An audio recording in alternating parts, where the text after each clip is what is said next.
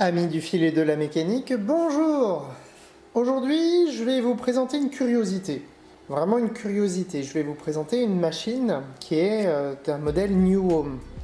New Home, pour ceux qui ne connaissent pas, c'est une sous-marque, on va dire, de Janome. Et encore sous-marque, c'est un grand mot. Mais on est vraiment proche, très proche du Janome. New Home, il y a quelques années de ça, ils ont essayé de sortir la machine la plus polyvalente possible. Et par plus polyvalente, ils n'ont pas fait les choses à moitié. Donc là, ils ont fait en fait une machine à coudre qu'ils ont appelée la Combi 10. Donc il y a eu deux modèles au total qui ressemblent à ça, la Combi 10 et encore une autre. En fait, la particularité de cette machine à coudre, vous allez trouver ça génial, on y reviendra, c'est que là, c'est une machine à coudre, tout ce qu'il y a de plus classique.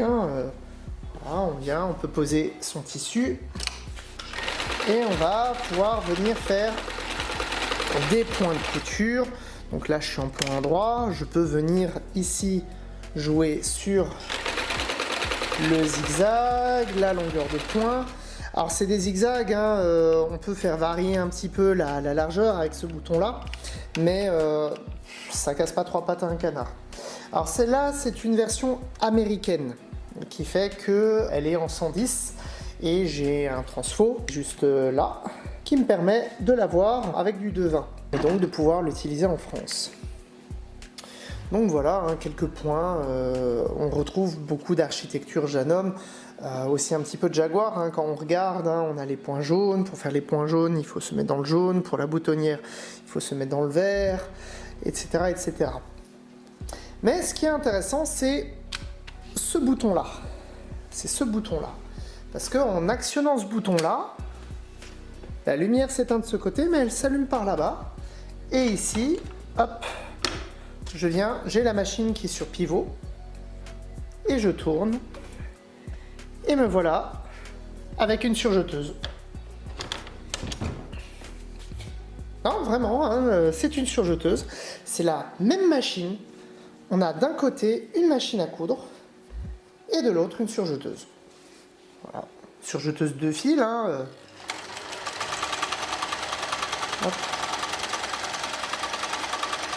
Voilà. J'ai du surjet, c'est la même machine. Très beau surjet, c'était ce que je devais réparer.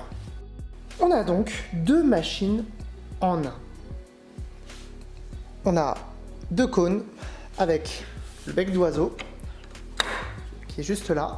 Donc ça fonctionne comme la Singer 14 que je vous avais déjà fait en vidéo. Voilà, les blocs tension, etc. Et tout ça avec la même mécanique. Littéralement la même mécanique. Pour une fois, amis du fil et de la mécanique, je suis content, on est vraiment à fond sur de la méca. Et on va un petit peu décortiquer tout ça. Alors encore une fois, ça va pas très vite, c'est vraiment très simple. Tac.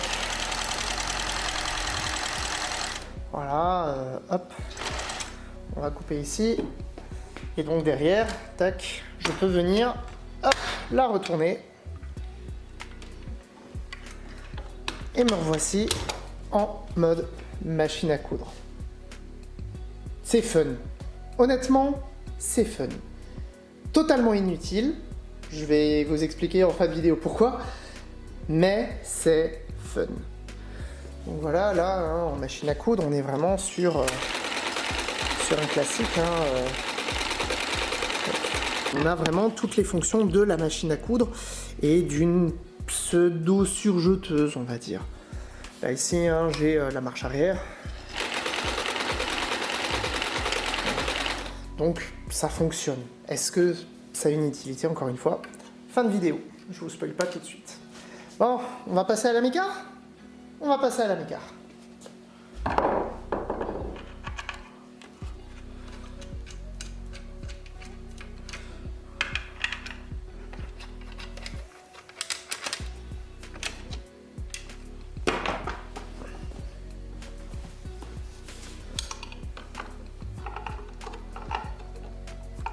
Donc, nous y voici.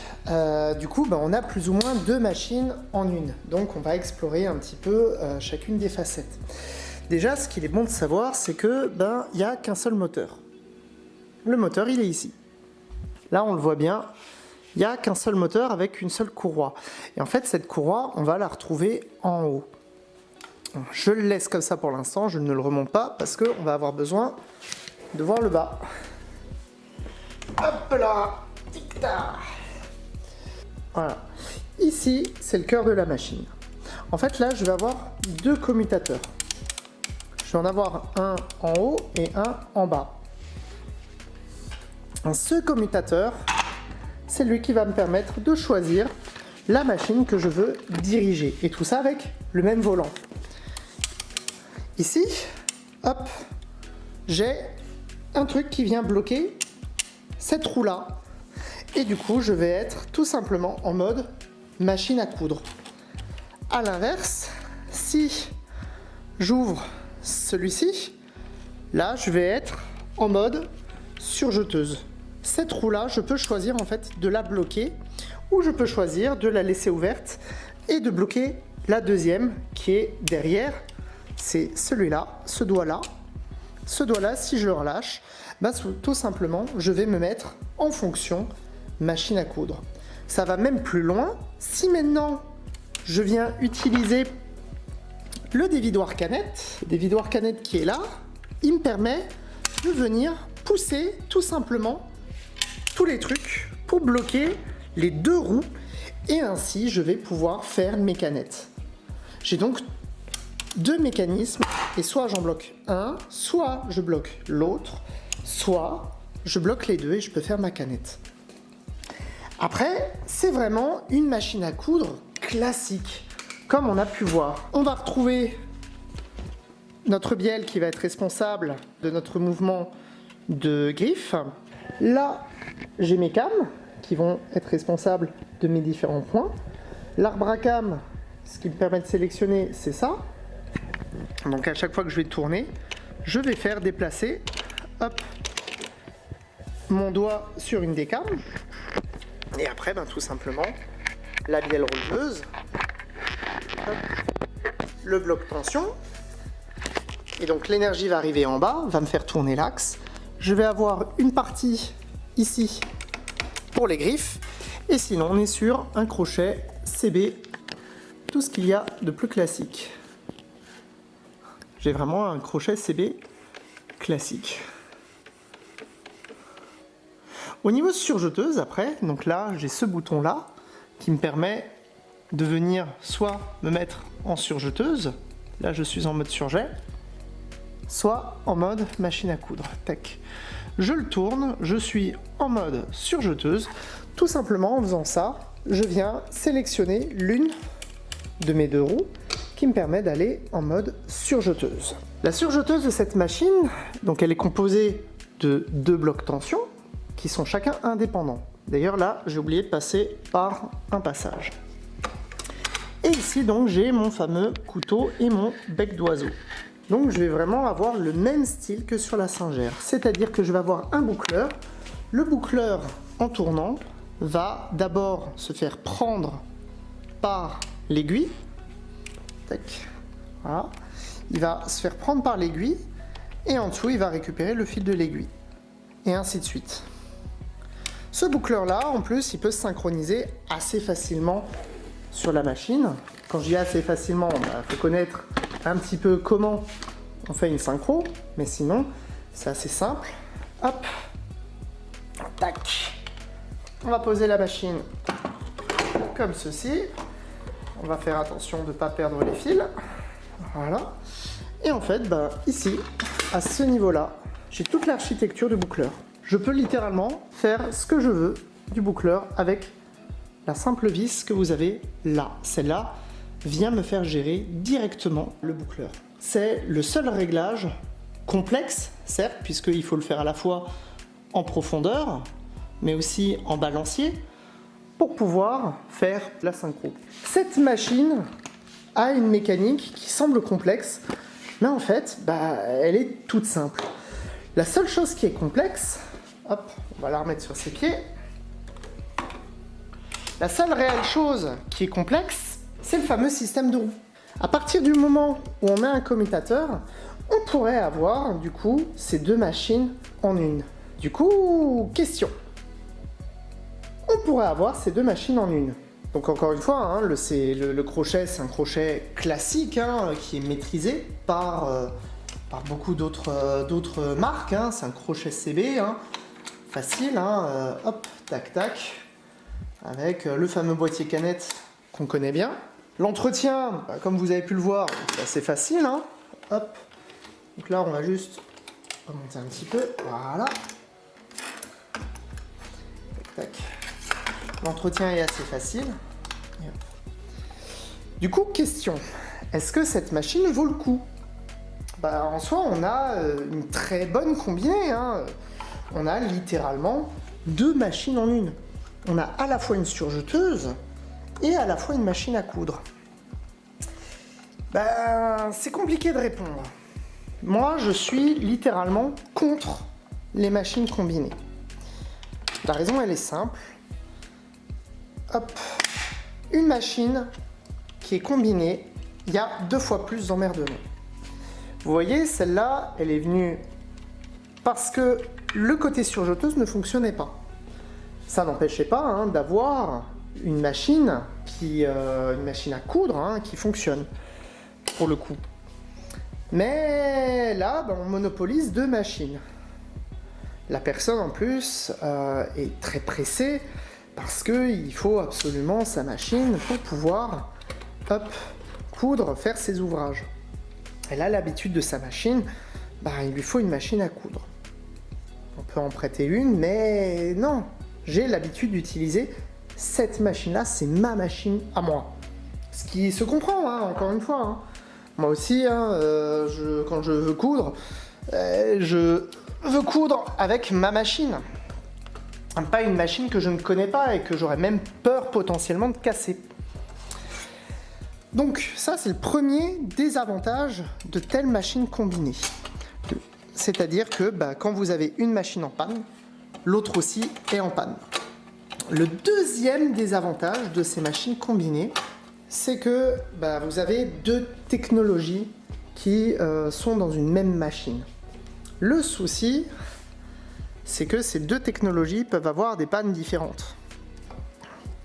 Donc du coup, vous risquez d'avoir plus de pannes qu'une machine qui n'a qu'une seule technologie. Le fait de multiplier les technologies va rendre beaucoup plus fragile votre objet technologique. C'est logique. Si maintenant vous avez un appareil multifonction, vous avez déjà plus de pièces mécaniques, donc plus de pièces qui risquent d'être en mouvement, donc plus de risques d'avoir une panne. Enfin, la troisième raison, c'est que c'est quand même chiant. Je suis désolé, mais là, voilà, je veux partir en couture. Je dois me mettre en position machine à coudre, je dois enfiler mon fil. Et derrière, quand je veux aller en surjeteuse, il faut que je rechange tous les paramètres, etc., etc. Et enfin, l'argument ultime qui fait que je suis contre les machines combinées, c'est que comme on a des machines qui font plusieurs choses, qui ont plusieurs technologies, j'ai parfois l'impression, j'attends qu'on me montre l'inverse, hein, qu'elle ne fait que à moitié bien. Littéralement, ouais, là vous voyez, j'ai quelques points droit, zigzag. C'est pour moi, j'ai l'impression de l'à peu près. Je pourrais avoir un petit peu plus de points techniques. Surtout aujourd'hui, hein, dans les machines à coudre électroniques, c'est quand même mieux d'avoir des points qui me permettent de faire plus de choses. Là, on me rétorquera, ouais, mais elle fait le minimum syndical. Oui, elle fait du point droit, elle fait du zigzag, elle fait du zigzag. Encore, est-ce qu'elle a... Oui, elle a un petit zigzag nautique et elle a un point de faux surjet. En soi, on n'a pas besoin du point de surjet, il y a une surjeteuse. Mais est-ce que réellement elle le fait bien? Est-ce qu'elle a la performance de 2 machines qui sont expertes? Moi, je trouve pas. Il y a un ami, il m'a donné un bon argument par rapport aux machines qui sont combinées. Il me dit, quand tu es malade, si tu as un problème bien spécifique, est-ce que tu vas voir ton généraliste? Non, tu vas voir un spécialiste. Bah, pour les machines à coudre, c'est un petit peu la même chose, j'ai l'impression. On peut directement assimiler ça. C'est-à-dire que une machine combinée, même que ce soit une recouvreuse surjeteuse ou que ce soit une machine à coudre et une machine à broder, bah souvent il vaut mieux avoir une machine à coudre et une machine à broder pour avoir chaque fois une machine qui est spécialisée dans ce qu'elle fait et qui le fait bien. Là, certes, j'ai une machine qui fait les deux, mais le surjet, ça reste un surjet de fil. Si vous vous souvenez de la vidéo que j'avais faite de la singère qui fonctionne à 2 fils, ben, j'avais dit que c'est bien, mais c'est pas top, et je recommanderais pas cette machine. Là, c'est un petit peu pareil, ça fait du 2 fils. Aujourd'hui, on bosse plus en 3 fils. Le 3 fils est plus performant. Après, là, bon, on pourrait encore aller sur la lenteur, mais il y a quelque chose qui pardonne, hein, la lenteur. Il y a un transformateur, elle fonctionne en 110. Mais une mécanique comme ça, où on switch, bah, ça reste une mécanique qui reste fragile. Donc c'est intéressant, c'est vraiment très intéressant, hein, comme machine. Mais clairement, ben, moi, je la conseillerais pas. C'est beau, c'est élégant, c'est une curiosité. C'est bien fichu, c'est bien réfléchi. Mais voilà, je ne la recommanderais pas. Je préférais vous proposer une bonne surjeteuse et une bonne machine à coudre qui serait sans doute approchant du même prix, peut-être un petit peu plus cher, je ne dis pas. Mais au moins, j'aurais 2 machines spécialisées dans leurs fonctions, dans leurs actions. Et pour moi, ben, ça, c'est un gadget. La Combi 10 et la Combi 6 sont des gadgets. C'est des belles curiosités, mais voilà. Je ne recommanderais pas ça. Mais c'est aussi vrai pour la MO, c'est laquelle? C'est la de Juki, la MO 735, qui est une très très bonne machine, hein. Je ne dis pas. Mais parce que c'est une combinée, ça peut parfois être délicat et on a plus souvent ce modèle-là en réparation que d'autres qui sont spécialisés. Enfin bref, je suis content. Merci à la cliente qui me l'a laissé un petit peu plus longtemps pour faire la vidéo, vous montrer. Sans doute que puisque la première vidéo que j'ai faite de cette machine, j'étais avec la cliente, sauf que bon bah le surjet n'était pas correct. Il a fallu changer 2-3 pièces. Et du coup, donc là, j'ai pu faire une vidéo un petit peu plus au calme sur les coups de 21h. À très bientôt tout le monde. Au revoir.